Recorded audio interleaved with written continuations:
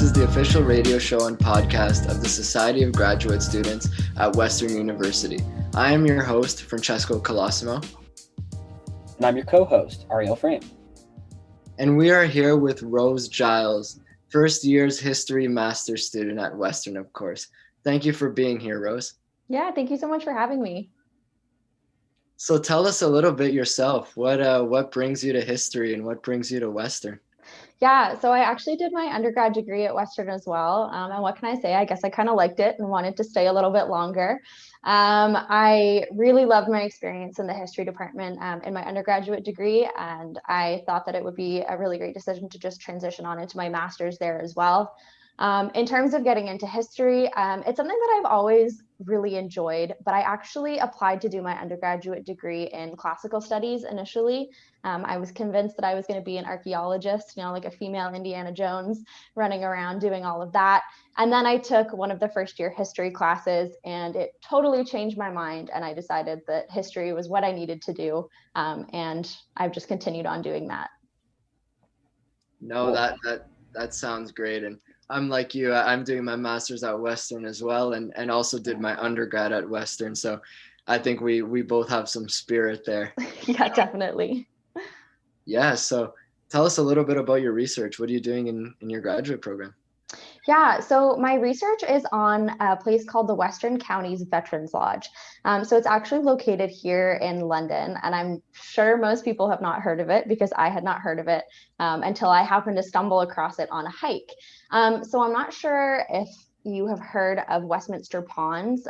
It's right near, I believe, Victoria Hospital. It's at this really beautiful hiking location. There's a lot of ponds. And so I was on a hike there one day, and my partner and I kind of came across all of these abandoned buildings. There was about 2, I think, that were still standing, and there was a lot more ruins and kind of foundation left around. Like, this is really weird. We're in the middle of a city. Why is there abandoned buildings? And so sure enough, we found a plaque and a sign, and it explained a little bit about the place. So it was actually a rehabilitation facility for Second World War veterans in London. Now, fast forward a couple of months, I didn't really think anything more of it. And I was having a bit of difficulty figuring out what I actually wanted to write my thesis on. I have 2 interests in history. One is military history, and one is environmental history. Those don't really mesh very well. They're kind of like polar opposites of the spectrum. So ideally, I was hoping I would be able to find a topic that incorporated both of them. And I hadn't until that point, until my partner reminded me of this hike that we'd been on, and we came across these buildings. And so I started doing a little bit more research on the facility, and I discovered that no one had really written about it. It wasn't really talked about. It does have a heritage designation plan through the City of London. So there are some sort of plans in place to potentially do something with it in the future. But other than that, academics haven't really touched it. And I thought that would be a really interesting thing to write about. And it was a perfect mesh of that environmental and military history. Very cool. That's a nice background as to how you got started in it. Not everyone has that like serendipity. I know, right? That's amazing. And it's nice that you have that flexibility. For those that like are not familiar with how a history master's works, how is it that you got to just choose like whatever you wanted to do? Is that typical for a history program? Yeah, actually it is. So I find that our department gives our students a lot of freedom in terms of what they research. So when I applied for my master's, they do ask you to write a little bit about yourself, what your research interests are, if there's any professors in the department that you would be interested in working with. That's mainly for your own sake. They don't want students coming in that are not going to have a good match in a professor to be your thesis supervisor, right? Like if you want to study, say, Middle Eastern history, and we don't have anyone in the department who can do that, well, then maybe it's not really a great fit for what you're doing. Outside of that, you don't really need to have like a fully fleshed out topic when you're going into your master's. You kind of use that first year, the coursework that you're doing for all your courses in the history department, and that will kind of guide you towards your topic. And then in terms of picking the topic, it's completely up to you. You find a thesis supervisor who will agree to work with you. So mine is Dr. Alan McEachern. Shout out to Dr. Alan McEachern in the history department, who is an environmental historian and Canadian historian. So he has agreed to be my thesis supervisor. And other than that, picking the topic is pretty much up to the students. Yeah, no, that's so interesting. And like Ariel said, I think that's the most interesting origin story for a thesis I've heard, where it's, a lot of times, even for me specifically, it's just a ton of going through resources and papers and all these things. So that's really cool that you were able to, stumble on the skeleton of this lodge, if you will, and have that euphoric, I guess, realization. Okay. And I guess speaking more on the rehab center, are you aware of some of the things that went on there, and the the typical rehab day to day? Like, what was happening in that lodge? Yeah, so it's a little bit difficult with this topic because I like you said, the way I came across it was really ideal. It's like your picture perfect story. That being said, the sources are definitely not picture perfect. They're really not great. Because no one's really written on it, there is definitely a little bit of a dearth of information and secondary sources on the facility. The other issue is that a lot of the documents about this facility are still actually restricted by the government and by law. So in order to access a lot of this information through the Department of Veteran Affairs, I have had to complete a request to an access of information request to actually get my hands on this. And this is really common because it's a lot of like medical records and stuff like that. It's really personal information, right? Like, these were men who just come back from war, were recovering from all sorts of injuries, war related, whatever they may be. And so this is still kind of like redacted information. So after completing that, they now have to go through and see if this is information that they even want to give me, right?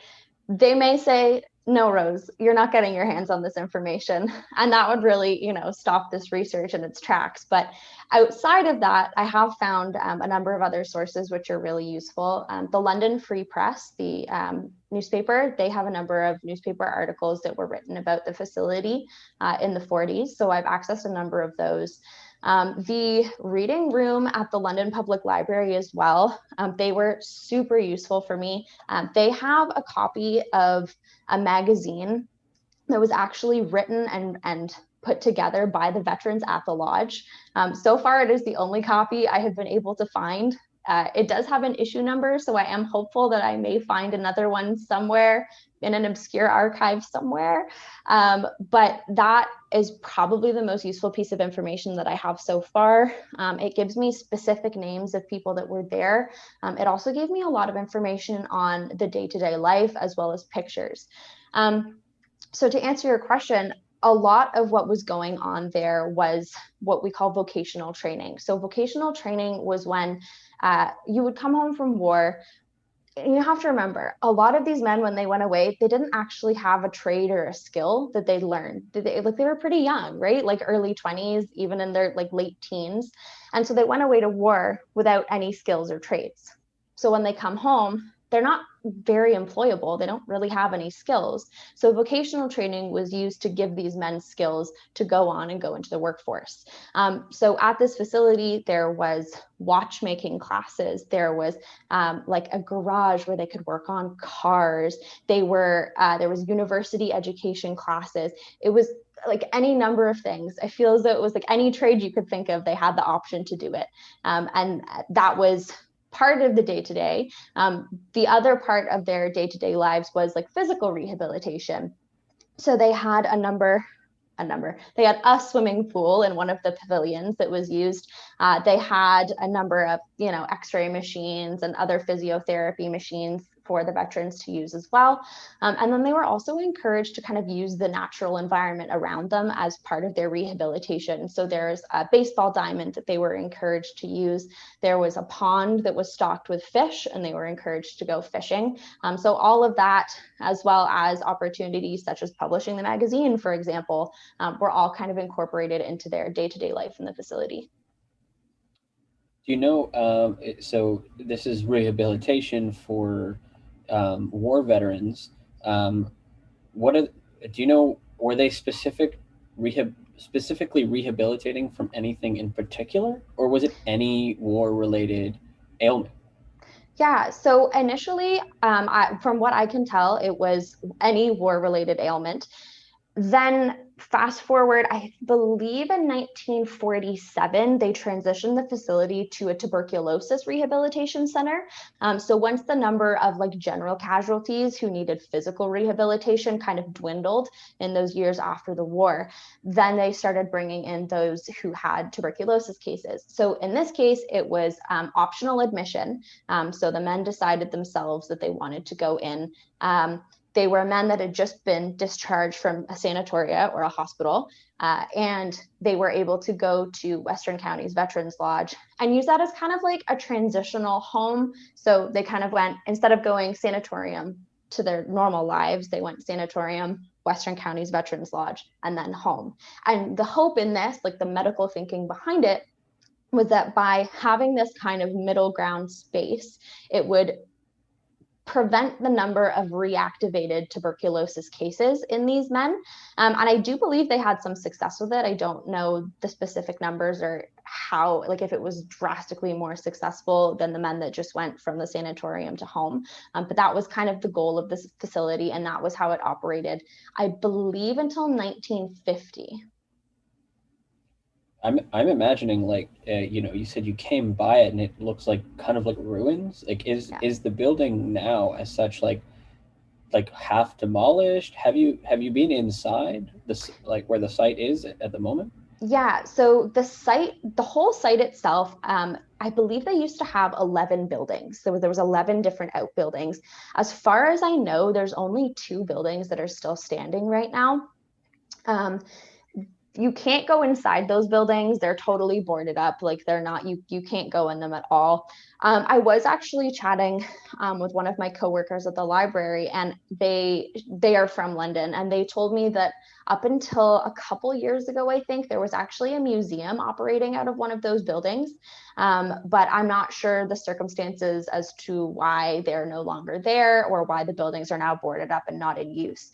As for walking around the grounds as a whole, it's totally open to the public. Like there is a parking lot. It is right in the middle of the walking trails from Westminster Ponds. So you can walk all the way through it and then continue on after the facility into more walking trails. So it's not cordoned off at all. You can walk through it. You just can't go in the remaining buildings.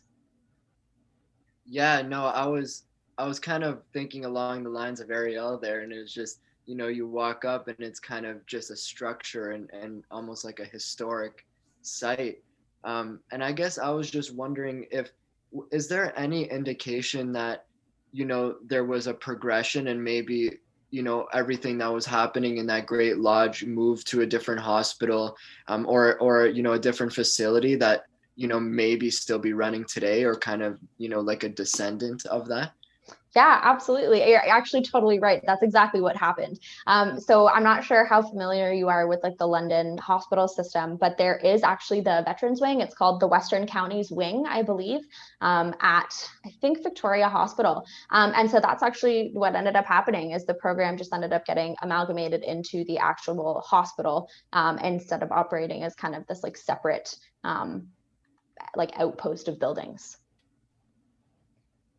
So I guess that might be the same administrators or something. I'm actually wondering if there's anyone working there or anyone working at the new place that knows anyone who worked at the original place. It might be difficult to find anyone who like was a patient there because, like you said, there are privacy issues there. But it'd be really interesting if you could find someone who's alive today who might have actually been in the original facility. Yeah.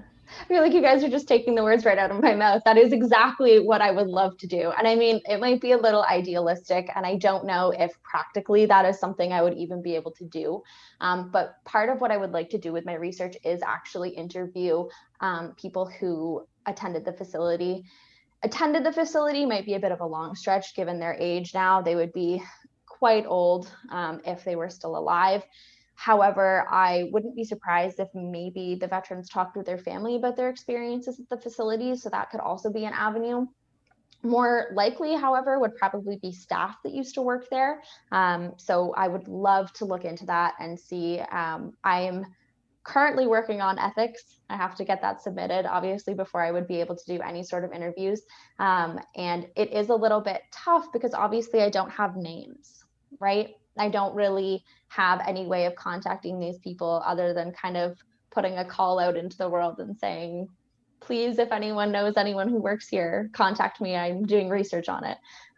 So that is definitely something that I would like to do, but there is a lot of logistics in kind of getting that in motion before I would even be able to do anything like that.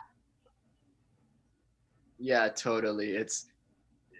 It's totally understandable how, the names of some of the patients there, maybe some of the volunteers or employees may be protected by certain laws or certain rules, and I guess maybe a kind of middle ground is studying the progression program that's currently in the veterans wing, and at the Victoria Hospital. And I don't know if you've looked at it, but is there purpose and kind of goals the same? Like, do they have similar initiatives in incorporating some of the environmental aspects of it, as well as look, obviously treating them medically as well? Yeah, so it's definitely not something that I've looked into, just because I wanted to keep kind of the scope of my study within the time period that this the outbuildings were being used. I do know that what is going on at Victoria Hospital is it is a veterans hospital, but I don't know the extent of what they do there for veterans. I don't know if it's all veterans or if it's just elderly veterans, or what kind of their capacity is there. So I'm really not sure if that's something that they're still doing there. I guess I think of any old-timey facility and I get this like eerie feeling like it's gonna be scary or something. Yeah. Do you think this was like a comfortable place for people to be, or was it a really hardship to go through this rehab place? I think it was lovely. All the pictures I've seen, I have a couple of pictures in my research that it looks really nice. They kept the number of patients pretty small. They had a cap on the number of patients that they could take in every year.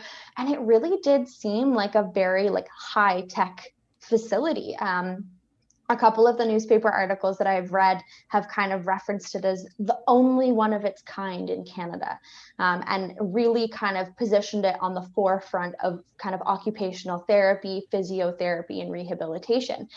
So I would say it seemed like a really great place. But I mean, this is where I would love to get personal experiences more into the narrative, because the documents that I have are really superficial, right? I have the newspaper articles, which are generally people touring the facility and not any reference to the actual veterans. The Department of Veteran Affairs documents that hopefully I will get access to, most of that is just kind of bureaucratic information. So it's the budget for the facility for the year. It is the number of patients. It is patient files. It doesn't really give you any insight into the lived experiences of the veterans that were at the facility. So while things like the magazine do give me a good indication of what their life was like there, and I do think they were enjoying themselves. The magazine that I have here, they had a big Christmas party, and so a lot of what they were talking about was their huge Christmas party and preparing for that. They clearly engaged really well with the nurses and doctors in the facility, because they were constantly being referenced throughout the magazine as well. It's really, really hard to know for sure without actually being able to read about or talk to people who were there. Yeah, no, I totally see how, you have to look at this program, if you will, and it is a rehab program and facility, but without speaking to members who are actually there, I come from a health science background, and you could obviously always just speak to people undergoing, or patients undergoing a certain treatment and all those things. So I definitely see how that could be a challenge. And not to put you on the spot at all, but I was just wondering, I know it's early, but what are the main goals you have for this research. Are you trying to just shine a light on kind of what happened at the facility? Or are you trying to, maybe compare it to existing programs, or maybe show how, evolutionary it was in Canadian, veteran treatment? Like where do you think, like what direction do you think you'll go with that? Yeah, absolutely. So I think for me, a part of it is really shedding light on the facility. I think that it's such a unique part of London's history that no one knows about. And I would really love to help kind of shed light on that and the things that were done there. My main goal, though, for the study and for the research that I'm doing is to see whether or not this facility and what they did there was actually effective in rehabilitating veterans back into civilian life. That's kind of the main goal of my study here. I want to know, what was going on at the facility, what rehabilitation programs were there, what was the occupational therapy like, and what were their programs like for veterans, but then also see if they were effective. Did they actually work? Were veterans rehabilitated more effectively than other facilities? Did they find that the tuberculosis cases really were not coming back as much because men were going to this facility instead of going straight back into civilian life? Did the vocational training help these veterans actually find more employment? Or was it just something that they did and then ended up going into a different trade anyway? So those are kind of the main goals of my study. One of the other kind of sub goals that I would really like to get into, should the sources allow, is how nature and kind of the natural environment of the facility was used as a tool for rehabilitation in itself. So there's a lot of talk about, I guess I'd call it more like mechanical rehabilitation. So using swimming pools or vocational training or mental exercises and things like that. But I would love to know whether or not the location that was picked was intentional. Did they choose this location because it allowed the veterans to be in nature? Was it because they wanted nature to be part of the rehabilitation process, or was it just kind of a coincidence? A question that comes to my mind about this facility, I don't know an enormous amount about Canada's role in World War II, to be honest. And when I imagine, Canada having people sent into the war for World War II, it's people from all over Canada. So it's not necessarily going to be an enormous amount of men from one city. It could be from all over. So I'm wondering why was the facility here in London? Was there a particularly large amount of men from London, Ontario going to the war were there people from outside London coming to this rehab facility because it's, uniqueness? Why was it here?